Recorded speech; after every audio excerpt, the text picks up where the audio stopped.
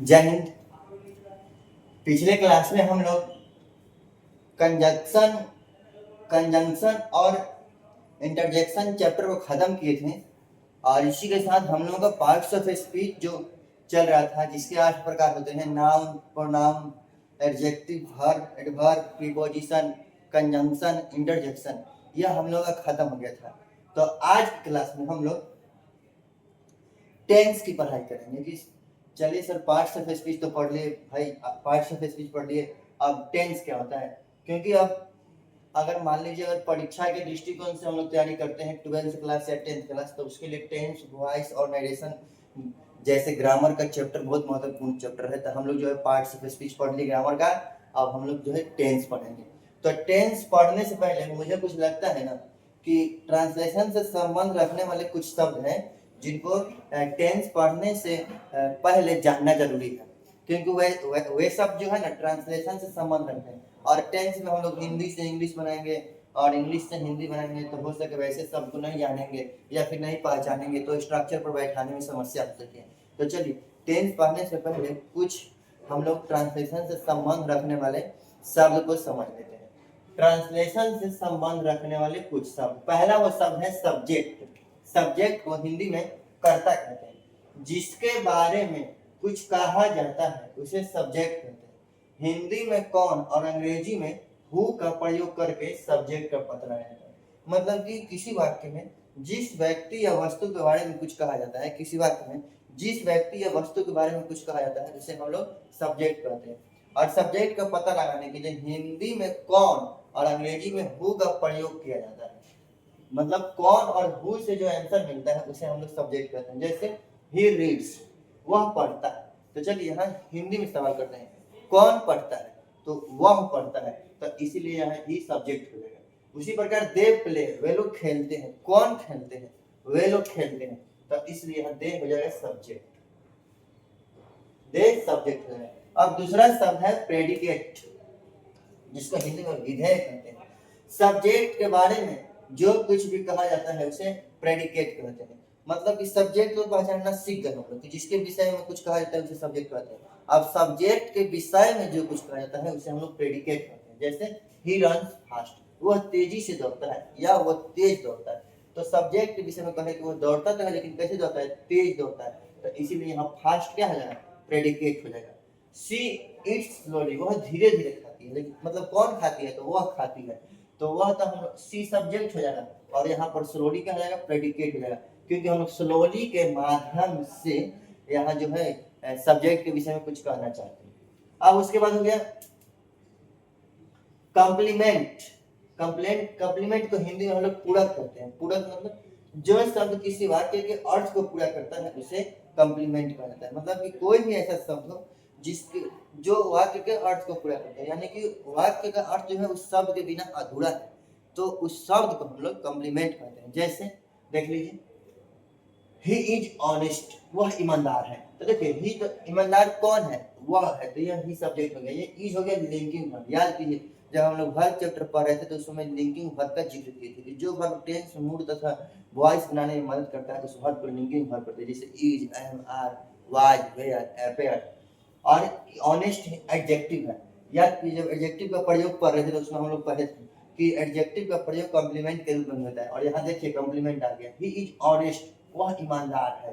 तो अगर ऑनेस्ट नहीं रहता, सिर्फ रहता कि ही इज, वह है, तो वह क्या है, सेंटेंस का अर्थ नहीं पता चल रहा है। लेकिन लिख दिए कि ही इज ऑनेस्ट, वह ईमानदार है, तो ऑनेस्ट यहाँ पर कॉम्प्लीमेंट हो गया।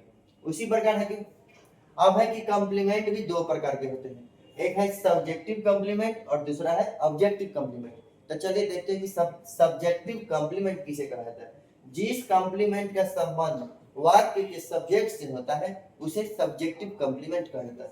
यानी कि जिस कॉम्प्लीमेंट का संबंध वाक्य के सब्जेक्ट से हो जाता है तो उसे हम लोग सब्जेक्टिव कॉम्प्लीमेंट कहते हैं। चलिए एग्जांपल से, दे आर स्टूडेंट्स, वे लोग छात्र हैं। चलिए, दे है सब्जेक्ट, आर है लिंकिंग वर्ब और स्टूडेंट्स कॉम्प्लीमेंट है, तो वे लोग छात्र हैं। छात्र कौन है, वे लोग हैं, तो वे लोग यहाँ कौन है, तो सब्जेक्ट है। तो इसलिए यहाँ पर स्टूडेंट्स को हम लोग कहेंगे सब्जेक्टिव कॉम्प्लीमेंट। अब है दूसरा ऑब्जेक्टिव कॉम्प्लीमेंट। जब कॉम्प्लीमेंट का संबंध ऑब्जेक्ट से होता है तब उस कॉम्प्लीमेंट को ऑब्जेक्टिव कॉम्प्लीमेंट कहते हैं। यानी कि जिस सेंटेंस में, जिस वाक्य में मतलब कि जो कॉम्प्लीमेंट है उसका संबंध ऑब्जेक्ट से है तो फिर हम उस ऑब्जेक्ट को कॉम्प्लीमेंट ऑब्जेक्टिव कॉम्प्लीमेंट कहते हैं। जैसे आई फाउंड हिम वुंडेड, मैंने उसे घायल पाया। मैंने घायल पाया, किसे पाया? उसे घायल पाया, और उसे क्या है? ऑब्जेक्ट है, इसलिए यहाँ पर वुंड जो हो जाएगा ना ऑब्जेक्टिव कॉम्प्लीमेंट हो जाएगा। चलिए इतना लिख लीजिए। फिर एक दो शब्द है जो कि ट्रांसलेशन से संबंध रखता है, उस शब्द को जानते हैं, उसके बाद हम टेंस शुरू करते हैं।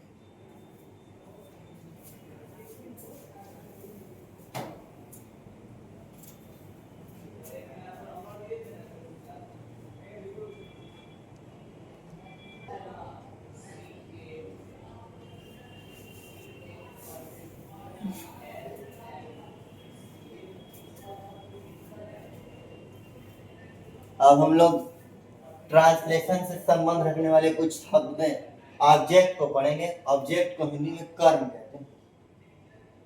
सब्जेक्ट के कार्य का प्रभाव जिस व्यक्ति या वस्तु पर पड़ता है उसे ऑब्जेक्ट कहता है। मतलब कि सब्जेक्ट कोई कार्य करता है, उसका प्रभाव जिस व्यक्ति या वस्तु पर पड़ेगा उस व्यक्ति या वस्तु को ऑब्जेक्ट कहते हैं। जैसे आई नो हिम, मैं उसे जानता हूँ। तो चलिए यहाँ देखिए, मैं किसे जानता हूँ? उसे जानता हूँ। हिंदी में क्या और किसे तथा अंग्रेजी में व्हाट और whom का प्रयोग करके ऑब्जेक्ट का पता लगाया जाता है। यानी कि हिंदी में क्या, जैसे जैसे सब्जेक्ट का पता लगाते थे कि अंग्रेजी में हु और हिंदी में कौन का प्रयोग करके सब्जेक्ट का पता लगाया जाता है, उसी प्रकार ऑब्जेक्ट का पता लगाने के लिए हिंदी में क्या और किसे और अंग्रेजी में व्हाट और whom का प्रयोग करके ऑब्जेक्ट का पता लगाया जाता है। जैसे आई नो हिम, मैं उसे जानता हूँ। आप किसे जानते हैं? उसे जानता हूँ, इसलिए यहाँ हिम क्या हो जाएगा? ऑब्जेक्ट हो जाएगा। ऑब्जेक्ट दो प्रकार के होते हैं, एक होता है इनडायरेक्ट ऑब्जेक्ट और दूसरा होता है डायरेक्ट ऑब्जेक्ट। इनडायरेक्ट ऑब्जेक्ट को हिंदी में अप्रत्यक्ष कर्म कहते हैं, जबकि डायरेक्ट ऑब्जेक्ट को हिंदी में प्रत्यक्ष कर्म करते हैं। यहाँ हम लोगों का हिंदी में जानते हैं कि नहीं जानते यह मायने नहीं रखता है, क्योंकि हम लोग इंग्लिश ग्रामर सीख रहे हैं। और मैं पहले भी बता चुका हूँ, जब मैं हिंदी और इंग्लिश मिलाकर पढ़ाता हूँ, क्योंकि मैं यह मानकर चलता हूँ कि आप अंग्रेजी ग्रामर में कुछ नहीं जानते हैं, इसलिए मैं हिंदी और इंग्लिश मिलाकर पढ़ाता हूँ। जब जैसी सुविधा होती है तो हिंदी, इंग्लिश तो इंग्लिश। जिस दिन आपको ग्रामर का पूरा नॉलेज मिल जाएगा तो आप क्या करेंगे कि अपने से एकदम संपूर्ण अंग्रेजी में पढ़ लेंगे ग्रामर को। सजीव को इनडायरेक्ट ऑब्जेक्ट कहा जाता है। डायरेक्ट ऑब्जेक्ट में निर्जीव को डायरेक्ट ऑब्जेक्ट कहा जाता है। जैसे ही गेव मी बुक्स, उसने मुझे पुस्तकें दी। तो उसने मुझे क्या दी? पुस्तकें दी। उसने किसे दी? मुझे दी। तो मुझे, मैं सजीव हूँ इसलिए इनडायरेक्ट ऑब्जेक्ट, और बुक्स पुस्तकें निर्जीव है इसलिए डायरेक्ट ऑब्जेक्ट। तो चलिए यह ट्रांसलेशन से संबंध रखने वाला अंतिम शब्द था। उसके बाद हम लोग टेंस पढ़ेंगे। तो चलिए टेंस पढ़ने के लिए आप लोग तैयार रहिए, उससे पहले इसको लिख लीजिए।